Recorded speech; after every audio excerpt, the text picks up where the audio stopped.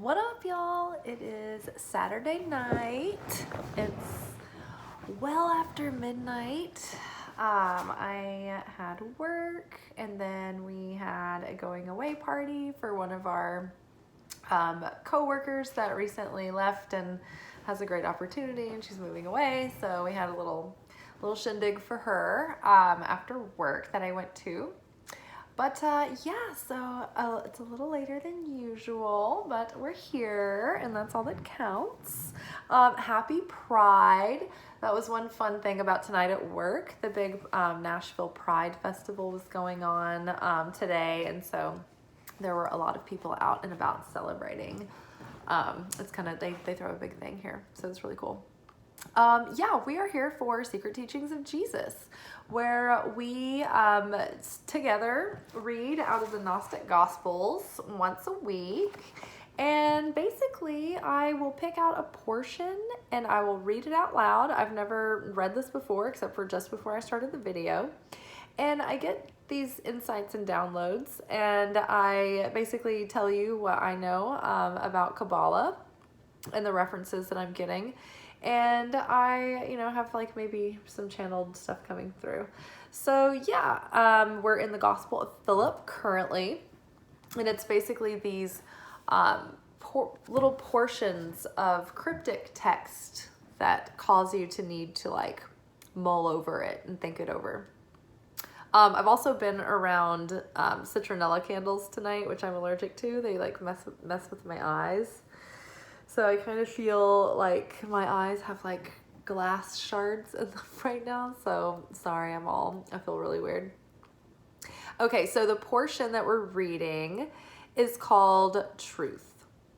And if you are interested in these videos, I do have a whole playlist on my channel. It's called Secret Teachings of Jesus. And yeah, we just delve into the Gnostic Gospels. I was just really curious about them, and I didn't know when I'd have time, so I thought I would make it a segment for us. Okay, so our portion tonight is called Truth. Truth brought forth names in the world for us, and no one can refer to truth without names. Truth is one and many, for our sakes, to teach us about the one in love through the many. So there's a footnote here, and it says names can also be interchanged with words here and below. So I am getting, okay, truth brought forth words in the world for us, and no one can refer to truth without words. Truth is one and many, for our sakes, to teach us about the one in love through the many. So just right off the bat, the Hebrew letters are, the alphabet is said to be the building blocks of reality. In the beginning, in the Hebrew myth of creation, Creator said, "Let there be light." It was a speaking event, that was the action taken. Later in the Old Testament, the Creator told Moses to tell the rock to produce water, and Moses disobeyed and struck the rock with his staff. And really, the power in it was only to ever illustrate how powerful our ability is to create through our words, through our mouths. So, in the Torah, the books, the whole Old Testament, but specifically the five first books of the Bible, all of the Hebrew letters have been arranged into words. So each Hebrew letter has a numerical value. And so every word in the Hebrew translation of the Old Testament matters, because each of those words, each letter has its own meaning. It has its own personality and its own symbolism. But when you connect those letters to other letters, it builds, right? And like we understand this because we understand how that works with tarot cards or with oracle cards, how when you start adding them together, they have these personalities that build on that, right? And create this energy, this illustration, this characteristics or whatever. So the each word has a geometrical or a numerological value. And so there's this sacred math and that's going on in like numerology as well behind the scenes. So yeah, the words being the building blocks of reality in, you know, very level, like layered meanings. So in a way, it's like, yeah, there's something that illustrates, like, because what is the universe made of? How do we understand the universe? What is the language that's true in every language? It's math, right? The Hebrew letters they represent mathematical values. So it's all very interesting. But so that's one level of truth here.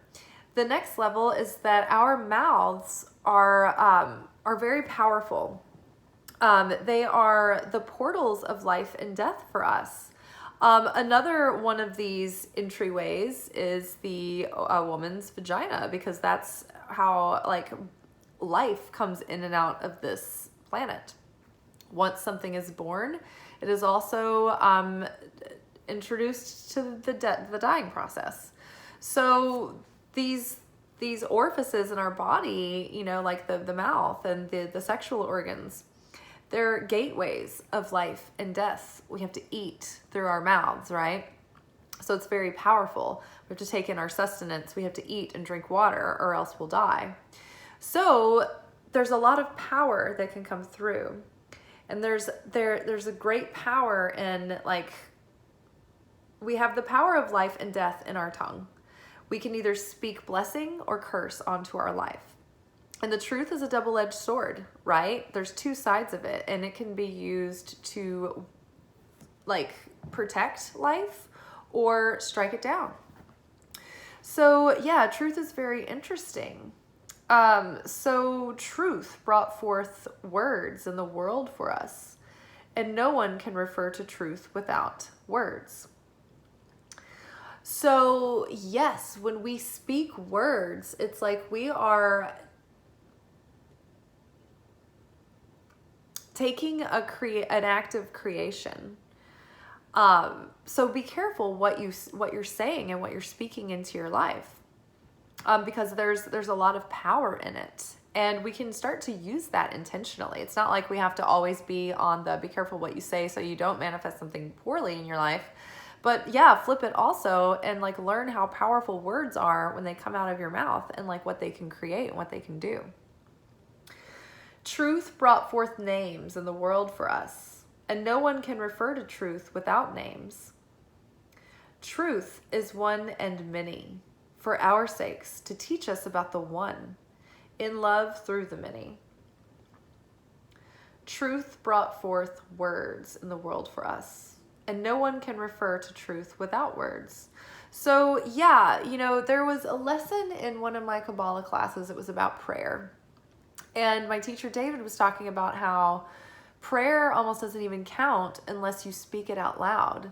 Because when the light wanted to create the vessel to share with, the vessel was created in the material world, the material realm, right? Without this material world, the creator can just experience itself through itself without process, right?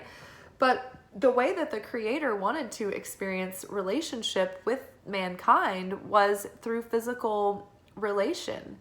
And so in order to talk to God, it's not enough that we think it in our thoughts and just feel it, you know, and that's certainly good to put your mind in that place, but it's not the same as, you know, it's like God's love language is literally language. It's, I want you to speak out loud to me. I want you to express our relationship in the physical so that it's shared and witnessed, you know, and it has an expression. So yeah, think about that. Like, think about God's love language. Like, how does God prefer us to talk? Is it telepathically, or is it by speaking out loud? So yeah, it's like it doesn't count unless we say it out loud. It's like, it's not just the thought that counts. It's like if you had a lover who was like, oh, I was thinking about you all weekend, and you're like, well, it would have been nice if you called, then we could have hung out. Like, that's what God is like, right? Okay, truth brought forth names in the world for us, and no one can refer to truth without names. And so this is the medium in which we interconnect with one another as well. This is how we experience source within each other, is through our words and our conversations. It's how we express our ideas and our revelation and our perspectives. It's not the only way. But, the speaking kingdom. So reality is broken down into 4 kingdoms, according to Kabbalah. And so the first kingdom is the inanimate kingdom. It's the mineral kingdom. And this kingdom has the least life force in it, but the creator life force is within everything. And so we got the mineral kingdom. And then a little step up, we've got the vegetative kingdom, the vegetable kingdom. And the vegetables have life. Vegetation has life. It has a process. It has a digestive process. It needs water. It needs to be tended to. And plants communicate on a subconscious, like telepathic level in a network through their roots and all kinds of things. So you go up a level and you've got even more life force, that life force of the creator, and you go to the animal kingdom. Right? And so the consciousness and the containment of the light is greater in each kingdom. And so after the animal kingdom, you get the speaking kingdom.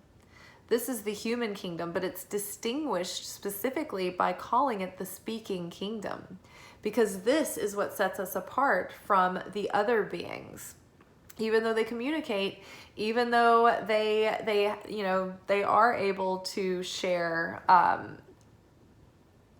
information, I guess, and maybe they have feeling and things similar to human beings, but it's not the same. It's not that same level of consciousness where they can carry on a conversation and have a discord, right? And grow the consciousness from a back and forth. So this speaking, the ability to speak, is part of our divine inheritance in the world. So we need to wield that power and wield it wisely, and use that creation power to speak mythic truths, mystical truths, spiritual truths out in the world that will uplift the world and help it transmute that darkness and help us crack through the illusion, right, of the adversary. So, we share truth through speaking.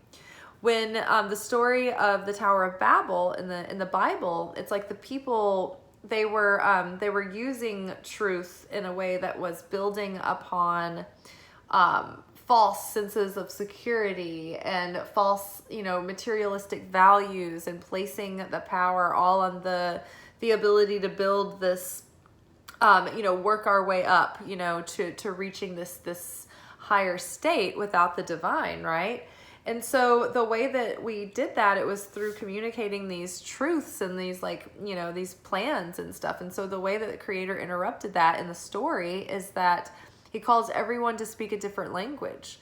That's why they call it babbling, right? Because it's from the Tower of Babel, but it ruined the plans and they couldn't communicate. Everything was disorganized and everyone was confused after that. So yes, truth is very powerful and it's very important, and it's something that we need to be sharing. So when we receive the light, it's not enough to receive it and take it in, but we have to share also through the embodiment of that light, and the way that we show up and make other people feel around us, and the way that we show up for others, or sharing the information, like just sharing it, what you learned with people who are interested also. So truth brought forth names in the world for us, and no one can refer to truth without names. So truth brought forth names in the world for us, and no one can refer to truth without names. So on the tree of life, there is, it's like, should I get the chart? We haven't got the chart in a while. Coming.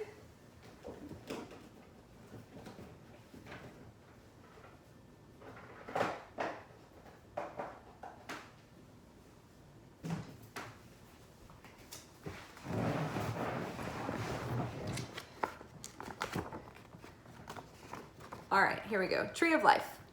These are the governing forces of reality. This is a map of the macrocosm, which is God. This is the Godhead, right? And these are 10 dimensions that illustrate the organization of the different functions of consciousness that make up ultimately the personality of God. Then the microcosm of this is the human soul. And so this also depicts all of reality. It's like a blueprint of reality. And so the light comes in through this primordial point here, from the negative veils of existence, from the nothingness, from the limitless light, from the void, like all of this is that stuff up here.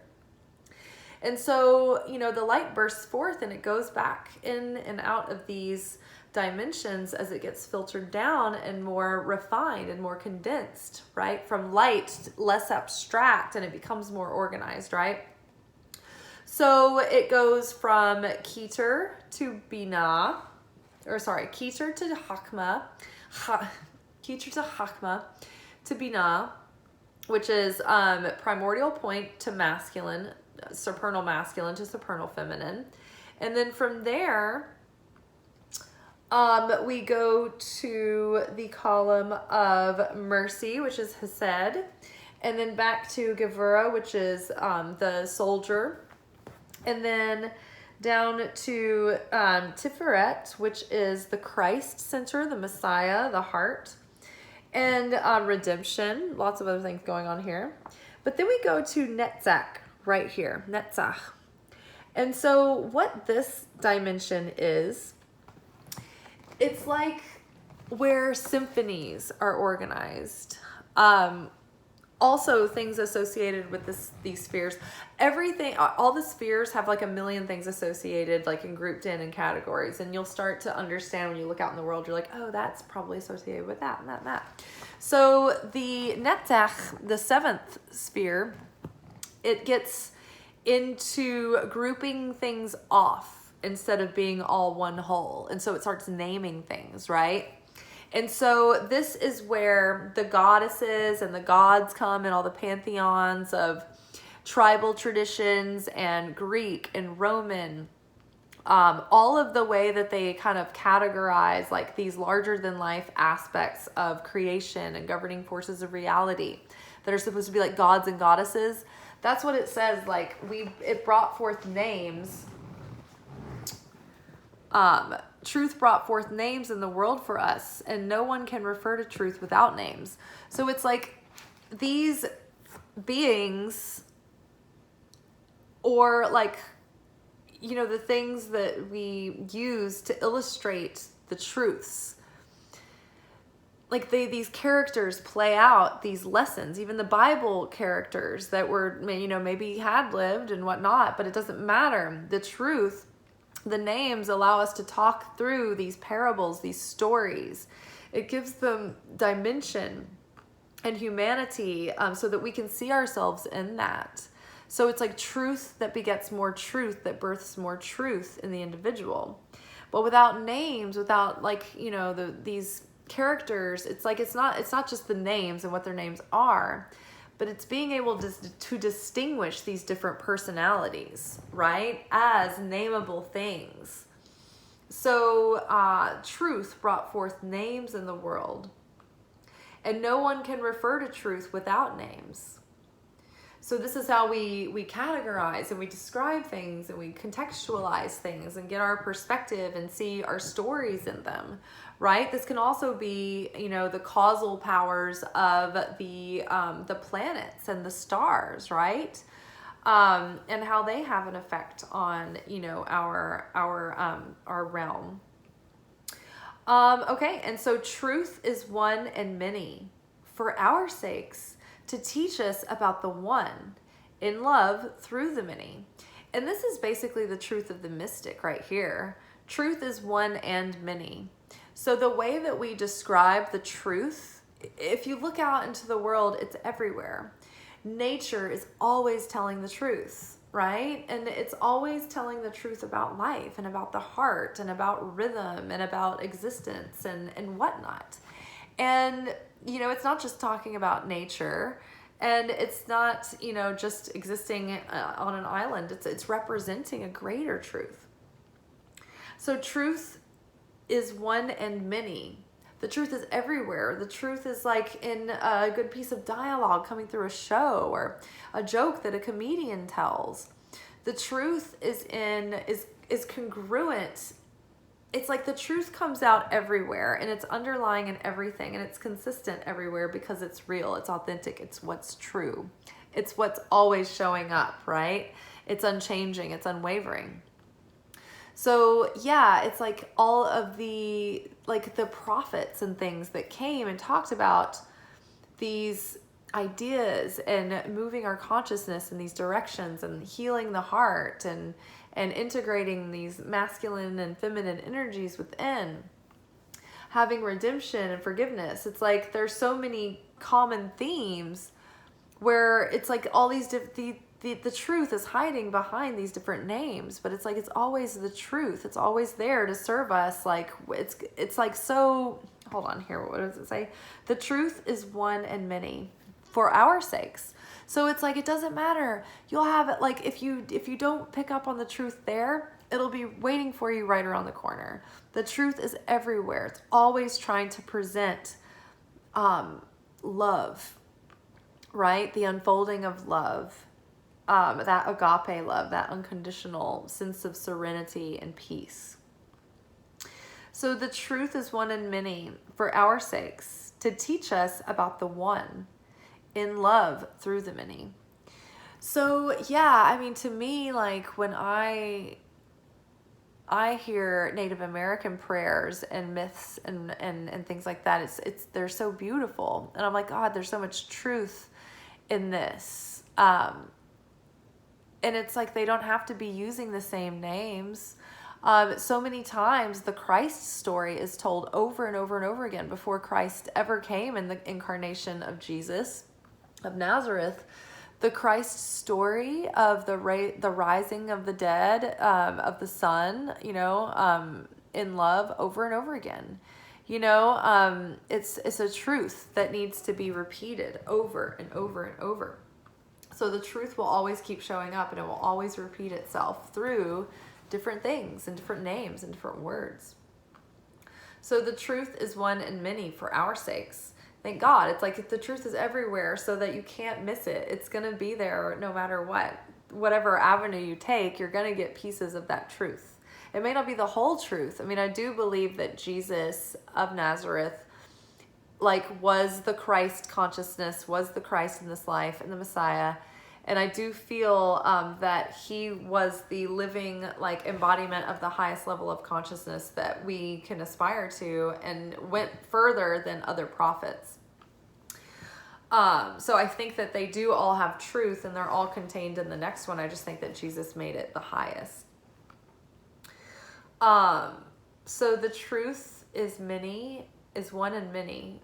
The truth is one and many. So the truth is the same always. It's just this one truth, but it's also everywhere, poetically represented in everything always. And it's like about being open to seeing it in all those different places. For our sakes, to teach us about the one, because it's like the more we see the truth everywhere, we know it's all just the one. It's all just the light every time. The one in love through the many. So truth is one and many for our sakes, to teach us about the one in love, not in fear, in, you know, sternness and severity. It's in one, in love, to teach us about the one in love through the many. So yeah, when they're like, love is love, love is love. Truth is one and many for our sakes, to teach us about the one in love through the many. So yeah, teaching all the different ways that we're learning the truth and learning about the one. the light of the Creator, through love, through the many, in love, within the love. I love it. Well, I'm going to read this one more time through, and then we are exiting the building, people. Truth brought forth names, or in the footnotes, it could be words. Truth brought forth names in the world for us, and no one can refer to truth without names. Truth is one and many for our sakes, to teach us about the one in love through the many. All right, y'all.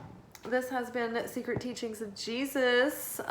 We were, spreading the truth and the gospel tonight. Y'all be good, but not too good. I will see you tomorrow for our energy oracle forecast for the week. Ciao.